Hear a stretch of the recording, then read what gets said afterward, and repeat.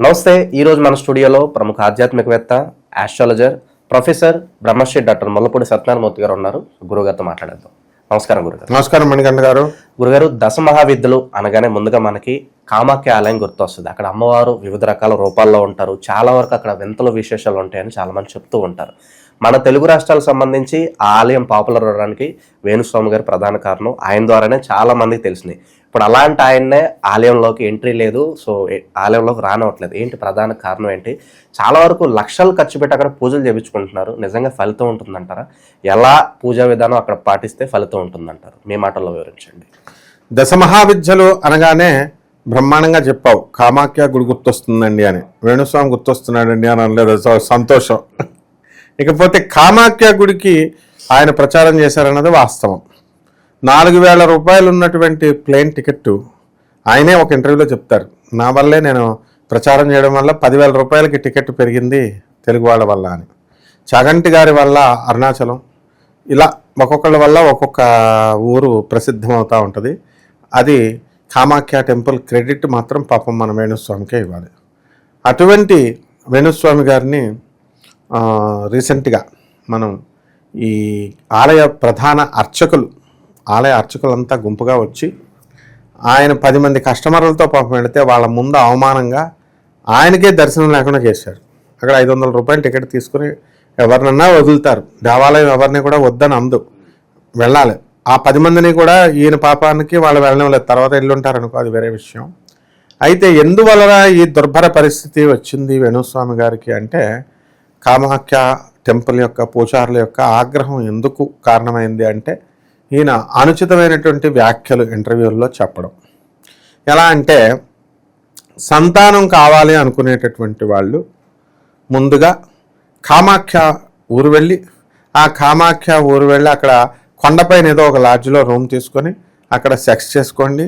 ఆ చేసుకున్న తర్వాత అమ్మవారి దర్శనం చేసుకోండి, కంపల్సరీ మీకు పిల్లలు పుడతారండి. ఆయన ఒక స్లోగన్ ఇచ్చాడు. ఆ స్లోగన్ ఎంత పవర్ఫుల్గా పనిచేసిందంటే, నాకు తెలిసినటువంటి ఒక మేస్త్రి గారిని ఒక ఆయన ఉన్నాడు. వాళ్ళ అన్న కొడుకుని వాళ్ళకి పిల్లలు లేరనమాట. ఎన్నో సంవత్సరాలుగా, 11 సంవత్సరాల నుంచి వాళ్ళకి పిల్లలు లేకపోతే కామాఖ్య వెళుతున్నామండి, వేణుస్వామి గారు చెప్పారండి ఇలా సెక్స్ చేసుకుంటామండి అక్కడ రూమ్ తీసుకొనంటే, ఇదేంట్రా బాబు అలాంటివి ఏమి ఉండవు అని అన్నా సరే, మీకు తెలియదండి వేణుస్వామి గారు చెప్పారు అని వెళ్ళారు. ఇప్పుడు ఏమన్నా పిల్లలు పుట్టారా? బొంగు పుట్టారు. ఇంతవరకు పిల్లలు కూడా పుట్టలేదు. అలా చాలామంది ఇంతవరకు కూడా పిల్లలు ఏమీ కలగలేదు. ఇకపోతే ఈయన ఎందుకు రోనకి రానివ్వలేదు అంటే, ఈయన హైప్ ఎంతగా వెళ్ళిందంటే 10 లక్షలు, 20 లక్షలు, 30 లక్షలు, 40 లక్షలు, 50 లక్షల రూపాయలు కూడా కలెక్ట్ చేశారని ఒక్కొక్కళ్ళ దగ్గర. తర్వాత వాళ్ళకి పూజారులకు మరి అంతంత ఎవరు కదా వాళ్ళకి. ఇప్పుడు మమ్మల్ని 60,000 రూపాయలకి నా శిష్యుడు ఒకడు ఉన్నాడు, 60,000 రూపాయలు తీసుకుంటాడు. 1,000 రూపాయలు ఇచ్చి నన్ను కూర్చోబెట్టాడు. ఊరినే ఫ్రెండ్లీగా వెళ్తే ఫ్రెండ్లీగా తీసుకెళ్ళాడు కదా అన్నాం. అక్కడేమో మా శిష్యుడు గురువులాగా హోమం చేశాడు. ఏంటి, దశ మహావిద్యాలు అన్నీ కూడా మనం పసితనం నుంచి మనం చేసుకుంటూ వచ్చాం. అలాగే అష్టాదశ శక్తిపీఠాలకు మా గురువులతో కూడా వెళ్ళేవాళ్ళు. వాళ్ళు పూజలు చేస్తుంటే నేను వెళ్ళేవాడిని. ఇప్పుడు మేమే గురువై వెళ్తున్నాం, చేస్తున్నాం. అలాంటి నేనేమో అక్కడ అసిస్టెంట్ లాగా, ఆయనేమో మా శిష్యుడేమో గురువులాగా చేసి 1,000 రూపాయలు ఇస్తే నోరు మూసుకొని వచ్చాం. మనం ముద్రనైనా నాకన్నా లేదండి, ఒక లెక్క ఉండాలండి గురువు గారు అని. అలాగే మనం ప్రేమతో ఓకే అంటాం. అలాగే ఇంకొకడు ఉండేవాడు, అపరకర్మలు చేసేవాడు. వాడు గురుగారు, నేనే ఐపీఎస్ ఆఫీసర్, వాళ్ళ అమ్మకి తద్దినం పెట్టమని తీసుకెళ్తే, ఆ అపరకర్మలు మనం చేయం కాబట్టి తీసుకెళ్తే నా కాళ్ళకి నెయ్యి రాసేస్తున్నాడు బొట్టనీళ్ళకి. ఏం చేస్తున్నామా బాబు అంటే, పల్లెల్లో కాళ్ళు పెట్టి ఇచ్చేసి ఊరికే అని ఇచ్చి 100 రూపాయలు ఇచ్చాడు. ఎంత తీసుకున్నాడు వాడు కూడా? 1,00,000 రూపాయలు తీసుకుని. వీళ్ళు ఎగ్జాంపుల్స్గా చెప్తున్నాను. ఇంతటి వాళ్ళే ఇలా చేస్తే వేణుస్వామి గారు ఎంత తీసుకుంటారన్నది అందరికీ తెలిసిందే. లక్షల్లోనే ఒక పేరు వచ్చేసింది. ఆయన తీసుకుంటున్నాడో లేదో మనకు తెలియదు. అయితే వాళ్ళకి మనదా మరి? వాళ్ళకి కూడా ఈక్వల్గా ఇస్తే వాళ్ళకి ఉండదు. సో డబ్బుల విషయంలో గొడవ. ఇక్కడ డబ్బుల విషయం ఒకటే కాదు, ఆ కామాఖ్య టెంపుల్లో ఎథిక్స్ కూడా వాళ్ళకి నాకు నచ్చింది. ఎథిక్స్ నచ్చినాయి.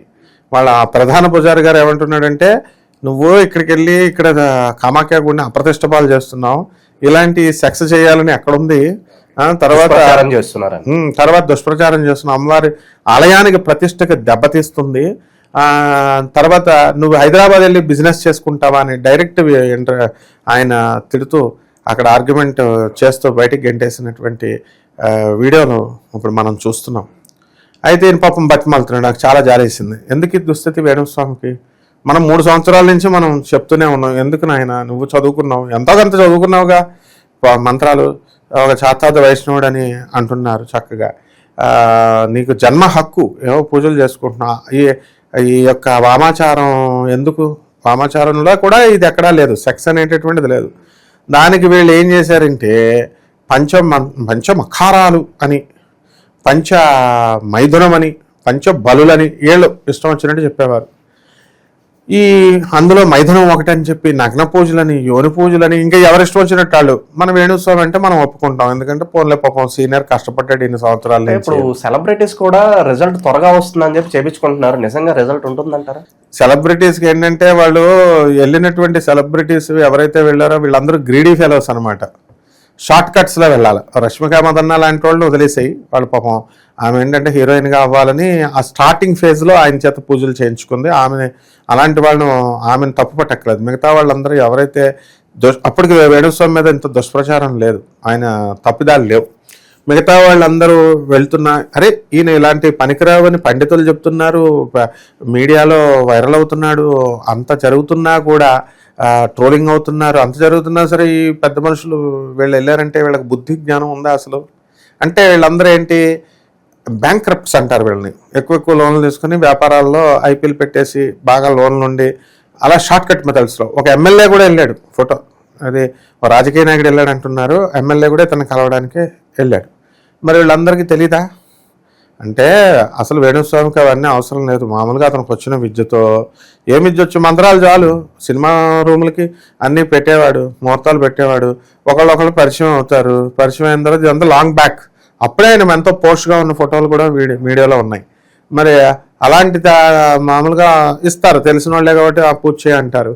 అలా ఇన్ఫ్లుయెన్స్ అనేది పెరిగిన తర్వాత ఎంఆర్ వాళ్ళని కూడా మా టీవీ5 మూర్తి గారు చూపించారు. ఎంఆర్ వాళ్ళనే విస్కీ బ్రాందీలు పెట్టి స్థలం రాయించుకున్నారు, ఒక ఫామ్ హౌస్ది. ఇట్లాగా ఈ యొక్క వీళ్ళందరూ కూడా ఎవరైతే ఉన్నారో వాళ్ళందరూ ఈ విఐపీలు అనే సెలబ్రిటీలు అని చెప్పుకునే వాళ్ళు. ఏం సెలబ్రిటీలు? నాగార్జున వెళ్ళాడా, లేకపోతే వెంకటేష్ బాబు వెళ్ళారా? వాళ్ళని సెలబ్రిటీలు అనాలా?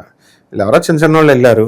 వీళ్ళు వెళ్తే మంచి పని చేశాడు వేణుస్వామి. 50 లక్షలు కాదు, ఎంతో మొత్తం మీద బాగా తీసుకెళ్ళాడని.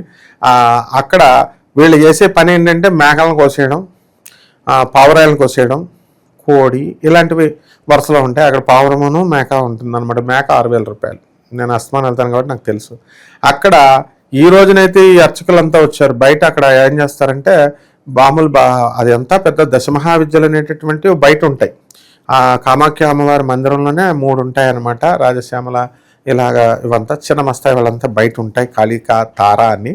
సో అక్కడ వాళ్ళు అక్కడ ఏజెంట్స్ని సంప్రదిస్తారు. వాళ్ళు డబ్బులు వస్తాయి కదా అని వెళ్ళి పూజలు చేస్తారు. కానీ పూజలో వాళ్ళు కూడా మంచి ఎథిక్స్తో చేసేవాళ్ళని నేను చూశాను. ఎలా అంటే ఇది పెట్టి ఒక తెల్ల బియ్యమతి వేసి శాస్త్రకంగా దక్షిణాచారంలోనే చేస్తారు, కాయగూరలు పళ్ళతోనే. ఈయన వెళ్ళి కెలుక్కొని వీళ్ళందరూ ఎవరైతే వచ్చారో ఈయన ఒక్కడే కాదు, మిగతా నెల్లూరు నుంచి మిగతా ఊర్ల నుంచి పూజారులు వస్తారు. ఆ పూజారులు వచ్చి చేయమని అన్నప్పుడు కస్టమర్స్ని కూర్చొని బలి కోసం ఇచ్చినప్పుడు మామూలుగా కటికోళ్ళు అక్కడ ఉంటారు, అవి తీసుకెళ్ళి అక్కడ బయట కోస్తారు. ఇది అఫీషియల్గా జరిగే ప్రాసెస్ కాదు, ఆ దేవాలయంలో అఫీషియల్ ప్రాసెస్ కాదని నేను మొదటి నుంచి చెప్తున్నాను. వీళ్ళు టీవీ5 మూర్తి గారు ఎంత అవుతుందండి పూజలు అంటే ఈ బలులు, పంచబలులు, అష్టబలులు, దశబలులు అని అలాంటివి వెళ్తే మరి బిల్లు పెరుగుద్ది. అన్నీ కొనాలి కదా, 1,50,000 దాకా అవుతుందన్నారు. మరి ఊరికి నేను 1,50,000 ఎందుకు తీసుకుంటాడు ఈయన? ఫ్లైట్ ఛార్జీలు అవన్నీ కలిపి 10 లక్షల ఎంతో 20 లక్షల వేస్తున్నారు.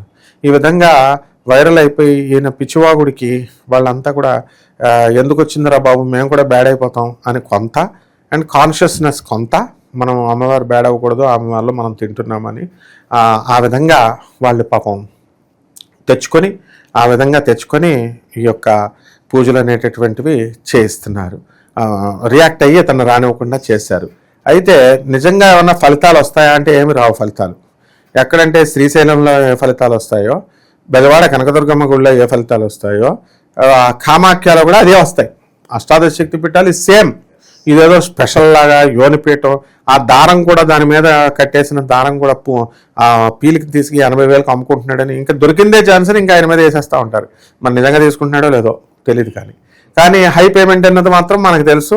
ఎక్కువ నిమిషాలు మాట్లాడు పాప ఆయనకేమి, ఆయన ఎప్పుడు పండితుడని ఆయన చెప్పుకోడు. ఎవరో ఇద్దరు పూజారులు పెడతారు. ఈ పూజారులు ఎలా చేస్తున్నారు అసలు వర్క్? ఇప్పుడు వాళ్ళ వైష్ణవులు చాతాద వైష్ణవులు అవ్వచ్చు, వీళ్ళు మేకలను కోసి మటన్ పెట్టి చికెన్ పెట్టి బ్రాందీ పెట్టినప్పుడు వీళ్ళకి బుద్ధి ఉండాలి కదా. చేసే పంతులకి అశాస్త్రీయమైన అవైదికమైన పూజలు చేయకూడదని వీళ్ళు చేస్తున్నారు. పోనీ వాళ్ళు ఏమైనా బాగుపడ్డారా? ఆయనే పాపం వాళ్ళకి జీతాలు ఇవ్వట్లేదని అదే పంతులు బయటకు వచ్చి చెప్తున్నారని బోల్డ్ మంది చెప్పారు. ఈ రకంగా ఉండడం వల్ల ఆయన ప్రవర్తన వల్ల ఇది చాలా హేయమైనటువంటి విషయం, బాధాకరమైనటువంటి విషయం. ఆయన వల్ల ఆయన మీద సానుభూతి చూపించాల్సినటువంటి అవసరం లేదు. కానీ ఆయన వల్ల మిగతా వాళ్ళందరూ కూడా ఇంతే కదా అని చెప్పేసి మిగతా పూజారులంతా అంతే బ్యాట్నే మొత్తం ఎంటైర్ ఫీల్డ్లోకి వచ్చింది. తాంత్రికము గింత్రికము అసలు ఏమీ లేవని మనం మొదటి నుంచి 3 సంవత్సరాల నుంచి చెప్పుకుంటూ వచ్చాం. కామాఖ్య అయినా అది ఏ దేవాలయమైనా జగద్గురు ఆదిశంకరాచార్యులు వారు చెప్పినట్టుగా కుంకుమార్చన, నిమ్మకాయ, కూష్మాండమే ఉంటుంది. ఆ దేవాలయం అర్చకులు కూడా వాళ్ళు కూడా డబ్బులు ఇవ్వలేదు కాబట్టి వీళ్ళకి ఏదో వచ్చి ఉండొచ్చు. మిగతా ఇది కూడా ఒక ఫ్యాక్టర్ తప్ప మరి ఎన్నాళ్ళ నుంచి ఏమైంది వాళ్ళంతా? కాబట్టి ఇప్పుడే వచ్చిందా వాళ్ళకి బయటికి? కాబట్టి ఇవన్నీ కూడా ఫ్యాక్టర్స్ ఉంటాయి. అంతేకాదు మనం ఇప్పుడు గానగాపురంలో పంతులు గారులు ఉన్నారు, వాళ్ళు పౌర్ణమికి వెళ్తే డబ్బులు బాహాటంగా ఓపెన్గా తీసుకుంటారు. అది అందరికీ తెలిసి ఇస్తారు, సిగ్గులేని ఈ జనం ఇస్తారు. మరి నేను ఎందుకు ఇస్తున్నారు మీరంతా, పంతులు ఎందుకు చేస్తున్నారని నేను ఎదిరించాను ఆ పంతులను ఇప్పుడు కూడా. అయితే అక్కడ ఆ గుళ్ళో వాళ్ళంతా కూడా గణగాపురంలో ఏం చేస్తారంటే అన్నదానం కోసం బ్యాగ్లేసి తిరుగుతారు. తర్వాత రెండోసారి మనం లైన్ ఉన్నా సరే, మామూలు భక్తుడు ఎవరైనా 10 మందే ఉన్నారు కదా అని రెండోసారి లైన్లో వస్తే దుబారా బార్ మత్తావో అని బిల్డప్లు ఇచ్చి వాళ్ళు ఎందుకు వస్తున్నామని గద్దిస్తారు. పంతుళ్ళు ఏం తక్కువ వాళ్ళు ఏం కాదు. ఇక్కడ పంతుళ్ళు డేంజర్, అక్కడ పంతుల్లో పాండాలు డేంజర్. అసలు ఆ గుడికి వెళ్ళకపోతే దరిద్రం ఉండదన్నమాట. ఎందువలన జనం తగ్గిపోతే అప్పుడు ఆటోమేటిక్గా వీళ్ళ బిల్డప్లు తగ్గిపోతాయి. మన గానగాపురంలో శ్రావణ మాసంలో 100 మంది కూడా లేరు భక్తులు. అప్పుడు పిల్లుల్లాగా పంతుళ్ళు అంతా పనిచేశారు. మరి నేను ఎదిరించాను, అందరినీ నిలదీసి ఎన్నోసార్లు చేశాను. నేను తెలుసు గానగాపురంలో ప్రతి ఒక్క పంతులకి. మరి ఎందుకు మమ్మల్ని రానివ్వకుండా ఎలాగా లోనకి రానివ్వకుండా చేయొచ్చు కదా? చేయలేరు, దమ్ము లేదు వాళ్ళకి. ఎందుకంటే మనం డబ్బులు తీసుకోం.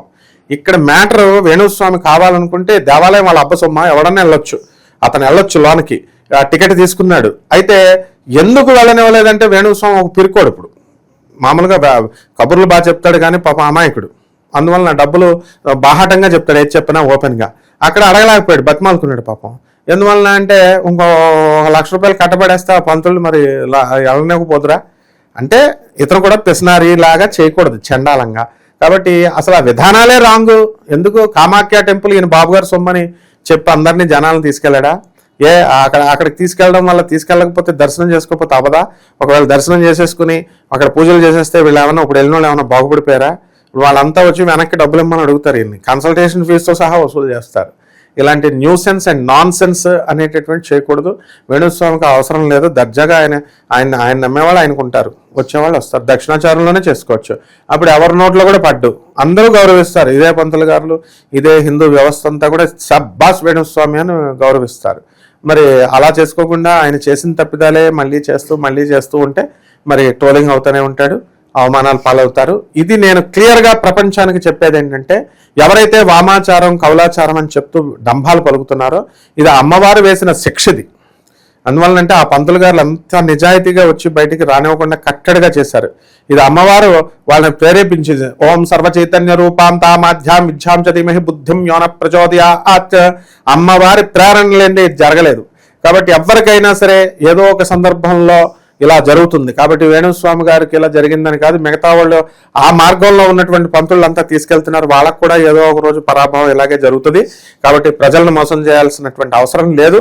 ఓపెన్ గా చెప్తే ప్రజలే ఇస్తారు, మేము ఇదే పూజ చేస్తాం ఇలాగని. దక్షిణాచార్యులు వామాచార్యులు ఏదో పెద్ద ఏదో తాంత్రికుల్లా ఒక్కడికి తంత్రం రాదని నేను చెప్పా.